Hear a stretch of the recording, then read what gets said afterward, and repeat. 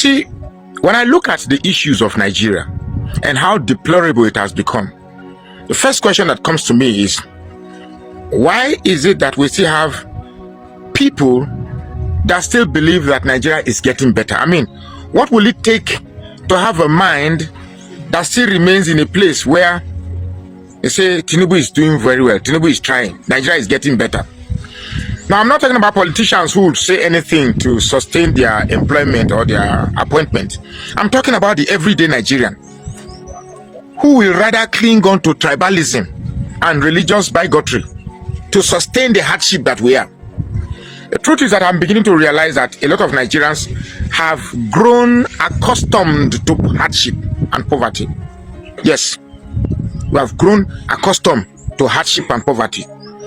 Do you know that there are people who will choose to sustain their religious bigotry above accepting the reality, the realism that there's hardship in the land? Do you know that there are people who will sustain their nepotistic proclivity or their nepotistic bias or ethnic bias above the realism that there's hardship? If not, what will it take anybody to be supporting Tinubu? You have to be mentally deranged. You have to be mentally deranged, or you are related to evil spirits, or you are plainly stupid. In fact, there is no reason why anybody with a sane mind and a complete sense will support this man. But I have come to the conclusion that people are used to poverty. We have made poverty a way of life. Hey, I hear say beans don't. I think last year not be 2004 they sell mudu of beans. Now you don't. I hear say they sell 1,000. You don't come down. Be a food price because now 1,000 I buy instead. Hey, me now 1,850 I buy instead. When we know that this same thing we bought it 140, 180, 200 before this government came in. They first drag you to the most difficult and unsustainable hardship. Then they begin to give you little reprieve, little reduction. They say, hey, rice. I say rice don't they come down now. Rice don't be 3,000 naira per mudu. I think at 3,000. I buy them 2,800. Hey, food price don't they come down. Hey, don't they? This government they try you. They met it at 1,200. This is how, I don't know if it's poverty. I don't know if it is illiteracy. I don't know if it is lack of intelligence. I don't know if it's bewitchment. How will a people watch and open and have their eyes open when some greedy politicians are making your life unbearable, but yet rather than face the realism of the hardship that these evil criminals are bringing onto you, you choose to fight for sustaining them because they are my tribesman. You hate Yoruba man. I don't know why. One even posted in one of my threads that it's like you will hate Yoruba people. Oh, so even if you will have to bring somebody as a champion of Yoruba people, yeah, Yoruba people are in power. Yorubas are in power. They want to bring a champion. So is this criminal, this Tinubu, this criminal that you brought to be the figurehead of the Yoruba people? You should be ashamed of yourself. You should be ashamed of yourself. If I'm going to bring a Yoruba man to be president, it has to be somebody that has impeccable character, intelligence. But you bring this recruit 50 million youth into the army, and what they will eat, cassava, agbado, yam in the morning. It's a pity that we've been reduced to these petty proclivities that suggest that we have to divide ourselves along ethnic, region. It shows that we have not grown yet. It shows that we are still held back by our primordial biases, and we cannot move forward. Cannot go anywhere if we continue like this. Cannot move anywhere. We have to unlock. We have to unlock ourselves from this hardship. You have to unlock yourself. You see, poverty does a terrible thing to the mind. Poverty. Oh my goodness. Once you see people who are poor and they are locked in, they are locked in that poverty. To unlock them hard though. So if you're anyone that is unlocked, your voice should be loud. Your voice should be loud. We need to unlock. Look, I'm looking at Nigerians' problem not as an Yoruba man, not as a Christian, not as a Southerner, but as a Nigerian that looks for what will be best for everybody. I would tell you that even if Tinubu were to be an Yoruba man, proper Yoruba man, and a Christian, and the country is suffering like this, I will not be so selfish enough as to look at how even most Yoruba people are not buying things cheaper. That's the annoying thing about it. Yorubas that are supporting Tinubu say, our local, you are not suffering, you are not enjoying, you are suffering. Ebing power is not Igbo, it's not Hausa. Ebing power is Yoruba language. So for a Yoruba man to come on social media and say Ebing power, that means you are suffering. But because it's my tribesman, no, let him continue. It's a pity. It's a pity. I don't know. I thought we are bigger than this, but we need to be unplugged. Now the question I want you to ask: are you unplugged from hardship? Are you unplugged from poverty? Poverty does not mean the lack of money, and riches is not the presence of money. Riches and poverty is determined here. How do you see yourself? So you have to be unplugged. You really, really have to be unplugged. Tinubu is a disaster. But if you don't see him as a disaster, it's because you are yet to be unplugged. Are you unplugged? Nigeria is not a zoo. You hear me? Nigeria is not a zoo.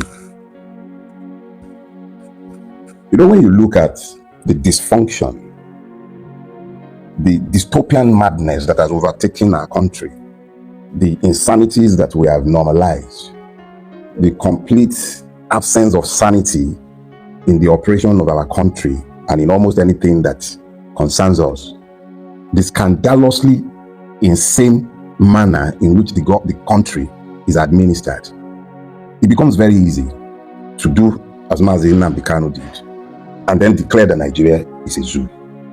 It's very easy. You know, because it's so obvious, right? We are obviously not, there's nothing normal about where we are, right? So it's very easy to conclude that Nigeria is a zoo. But it speaks only to the abnormality of our situation. It does not really, in truth, speak to our reality.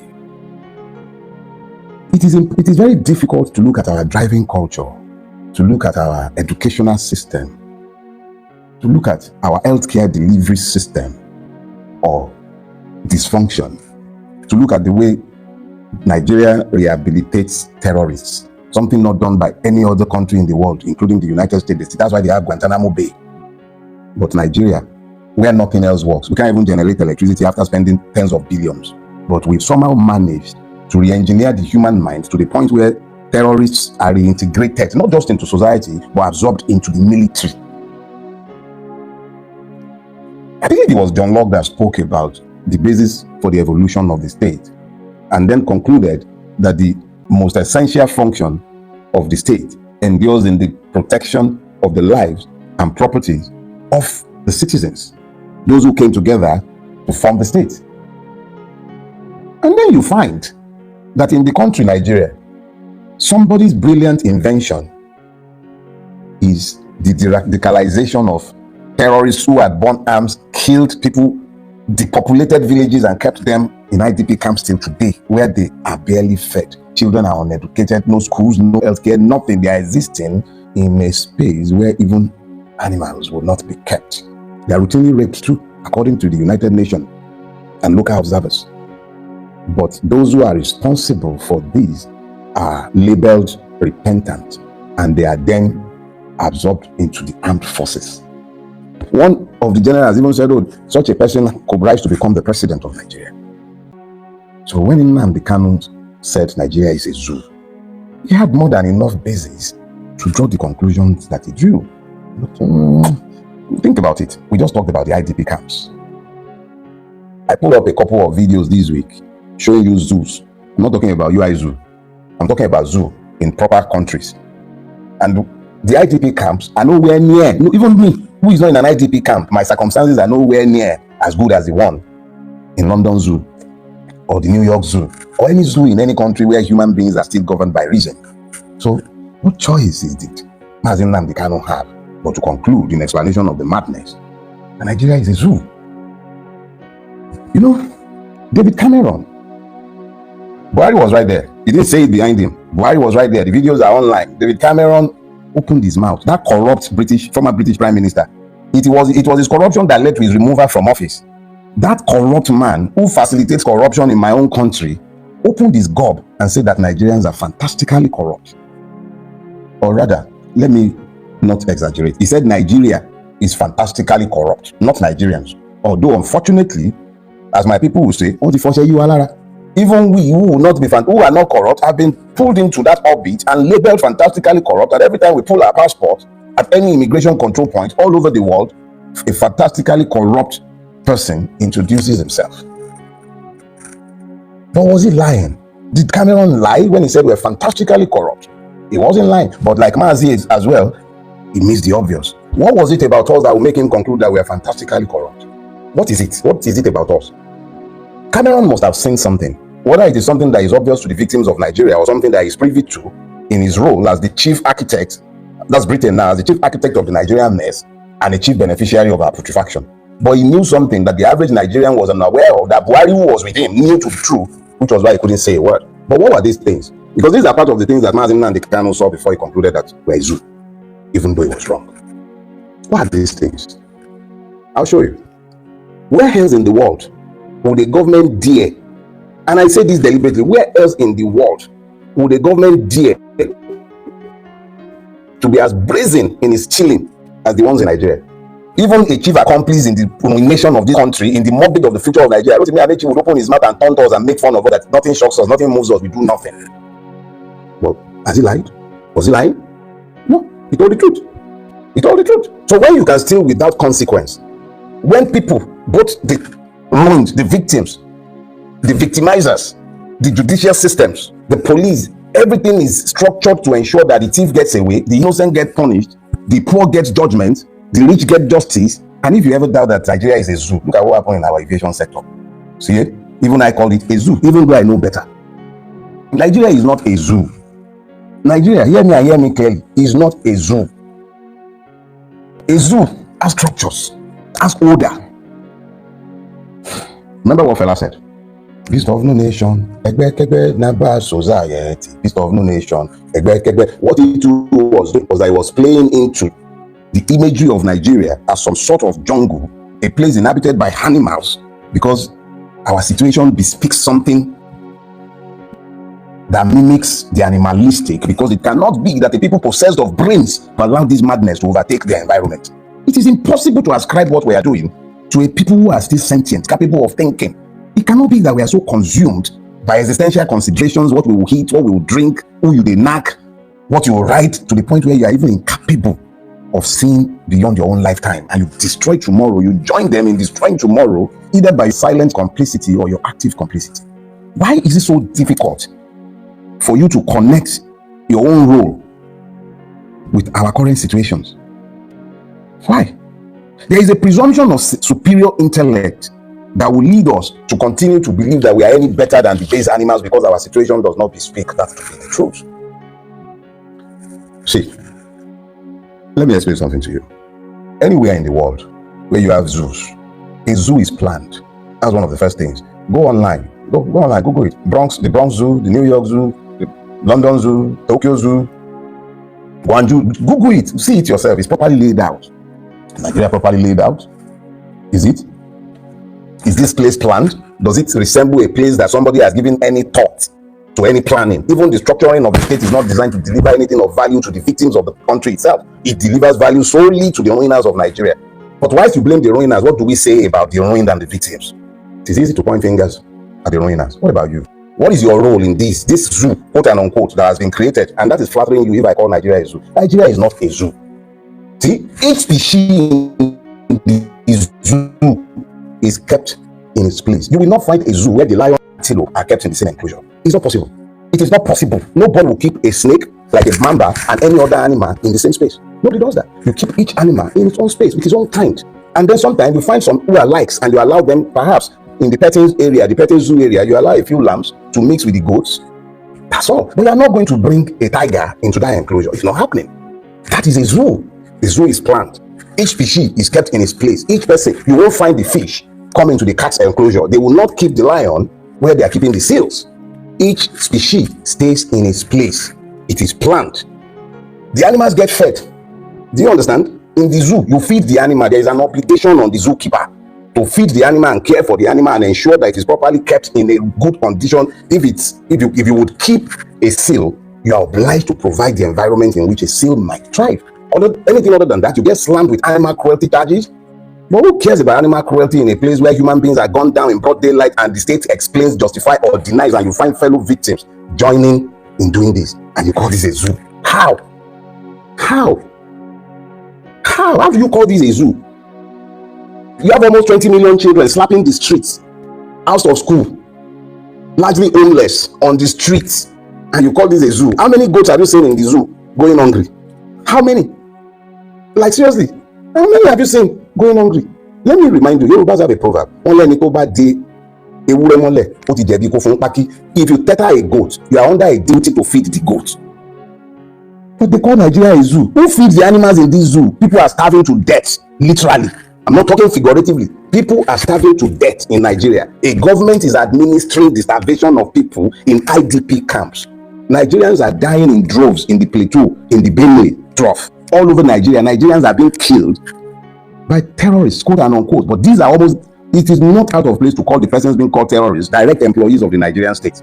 We have heard somebody like Asari Dokubo coming out to tell us that he works for the Nigerian state and is licensed to bear the kind of arms that his boys bear. What kind of state is that? And you still don't believe that? Look, Nigeria is not a zoo, please. One of the first things that you must take for granted is that when any of the animals in the zoo falls ill, they get treated. They get treated. Look, don't take my word for it. Google it. Dr. Poe. Dr. Poe merely runs a veterinary clinic. His veterinary clinic, you will find him on National Geo Wild. His veterinary clinic is better appointed than any of the teaching hospitals in Nigeria. Better appointed not only in terms of equipment, but in terms of personnel. Almost every fantastic Nigerian medical personnel has fled Nigeria. But our people continue to pretend and tell themselves Nigeria is a zoo. It's not a zoo. A zoo is better than this. If a zookeeper should treat a zoo the way I've been treated and the way Nigeria has been treated, it will be in jail. If you keep animals, you are under a duty to keep the animal not only in a good environment, in a humane. Do you hear that? Humane. Nigerians are not even treated humanely or governed humanely. If you are treating people humanely, would what happened to that lady in Ibom here? Would it have happened? Would Ibom here have happened if you treat people humanely? And that happens routinely every day. You see soldiers routinely dehumanizing Nigerians, having them roll inside water because they are hyper or because they are this. All you have to do to be able to unleash that kind of madness on the Nigerian is to find a convenient label. That person is a Shia. So because he's a Shia, he suddenly had his humanity taken away from him. It's not enough that he's a Muslim. It's not enough that he's a human being. It's not enough. He's a Shia, and that legitimizes every evil against him. Oh, he's an Igbo man, so he must be hyper. That legitimizes the madness. Oh, he's one of those who do a Republic people. Shoot him. That's why you could go into Sunday Igbo's house and kill people in his house and hand him into exile. That's why you could carry him and put him in a jail. The same state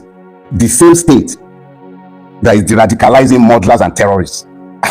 Where does it find the legitimacy or the moral authority to label anybody a terrorist after it has found the space to mollycoddle all manner of terrorists, even elevating one, the life of Pantami, into government? Where is the basis for the legitimacy of a state that routinely mollycoddles terrorists? I'm not going to speak to the merit or otherwise of his arrest, but how do you explain the fact that this person has been in jail for God knows how many years now? The same state that is radicalizing terrorists and absorbing them into the army. And so you call that one a zoo? Nigeria is not a zoo. The sooner we wrap our brains around this, the better.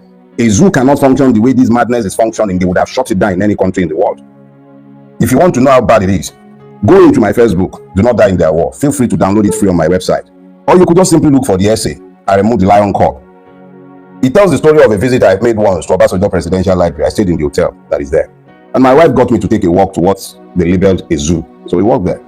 The story of what happened in that zoo is the one I recounted in I Removed the Lion Cub. Suffice to say that the one that you will consider the best of the ruinous lot that has destroyed Nigeria, what passed for a zoo in his presidential library, and that is the peak of his ego. He had a couple of lions. One of them was labeled Aremu. I believe he got it as a cub, but he kept it in a space that cannot be more than 4x4 if it is up to that. 4x4 meters. That is the extent of the cage in which this lion was kept. That is the lion that in recent, I think like a year or two ago, killed one of the keepers. That is the kind of zoo you keep in Nigeria. So you imagine that the zoo you have in Nigeria is the zoo. So every word must be Nigerianized, just like Bogos became big instead of force. So you think you will take a zoo, you carry a zoo and take it and turn it into a Nigerian concept where all kinds of abnormalities happen. And it is this madness that has equally led you into a further error. And I've seen some of you fall into that error again this morning as I've been talking online. I'm seeing your chat where you're saying, no, it's not a zoo, it's a jungle. Nigeria is not a jungle. Please stop insulting the animals. Please do not insult the animals. Nigeria is not a jungle. Jungles function on predictable order. When it will rain, when you will have bushfires, when you'll be flooded, the animals know when to birth. You will not see a lion doing anything like eating apple and things. If it's eating grass, it will purge from the madness, it will hunt. The antelope knows that if it does not run, it will die. The lion knows that if it does not hunt, it will starve. The jungle runs on predictable order. The ants know they must gather if they will feed. Those who have made it their job to begin to find the structure of ant holes, if you want to take the time, go online, Google it, ant hole. When you see how the kind of massive cities those little tiny creatures build in the earth, you will understand that you cannot even compare Nigeria to a jungle. Have you ever seen a goat bleating like a lamb? Have you heard a lion barking? Every animal knows what it is meant to do and they do it. Nature follows predictable order, consistent. Even in the inconsistency of nature, such as wildfires, it renews the fauna and vegetation. The fact of the matter is that Nigeria is not a jungle. Jungle follows natural law. The zoo is a construction of men with thinking faculties who build things that reflect the kind of societies that they themselves have built. They observe the animals in a civilized environment. You flatter yourselves when you call Nigeria a zoo. Nigeria is not a zoo, and it is most definitely not a jungle. The sooner you know this, the better. Nigeria is neither a jungle nor a zoo. It is a dystopian nightmare. And why has it become so? Impunity. The only reason the zoo in a modern space is what it is, and why you, a Nigerian, is not living in a zoo, Nigeria is not a zoo, is because the zoo, as I've explained to you, is properly planned. Each species stays in its place. The animals get fed and taken care of. And what is more, the operators of the zoo are under a duty to take care of the animals that they have kept in captivity. Duty. People get sent to jail for maltreating their dogs. If you followed the news that a couple of years ago, that boy Zuma that was playing for West Ham, the defender, he got done for kicking a cat. They shoot us routinely in this country, and you are calling yourself, if you are going to be calling yourself a zoo, just say that is a Nigerian zoo. So you've already Nigerianized the thing completely. Everybody knows that it's not a zoo in the true sense of the word zoo, but just some dystopian nightmare, because that is what Nigeria has become. That is what it has become. The lack of law and order, the reign of impunity, the complete destruction of the judicial system, the impunity that you see in broad daylight every day, as you saw it with the airport incidences from Oshioli to Kwanwan to Kwantu. That is Nigeria for you, a place ruled by impunity. You flatter yourselves when you call it a zoo. It is most definitely not a zoo. And you insult the animals when you call it a jungle. It is definitely, most definitely not a jungle. So let's be clear. As I told you last week, diagnosis is the first step in treatment. Walk away from the lies of your country being a zoo. A zoo is much better. Walk away from the lies of Nigeria being a jungle. That flatters you. If Nigeria must become, it will be because you walked away from the idiocies that have assured that you are divided. And those who benefit from this madness are as united as they have ever been. They are as united as you would ever see Nigerian politicians. I told you, do not die in their war. Yeah, their wars are practically done. It's our war that is about to start. And the sooner you recognize your fellow victims and stop the idiocies and madness of the bigotry that have divided all of you and rendered you incapable of fighting for yourselves. Recognize the commonalities of the afflictions of each and every one of the people you are daily assailing and fighting when you should have been facing your true enemies. I've said all I need to say on this subject, but I'll call you to action once again, as I have done, because I'm not just about railing. I'm not interested in railing. I'm interested in seeing a Nigeria that changes. Change in Nigeria means revolution, because there is nothing salvageable about the system as it is. But that revolution becomes more and more difficult to achieve every day because you've embraced hatred instead of embracing the reality of where you are. The easiest and most peaceful pathway to that revolution is for you to get involved in the electoral process, because outside of that, the only game left in town are your guns. But I'm not saying get involved in this present fraud. I've told you times without number.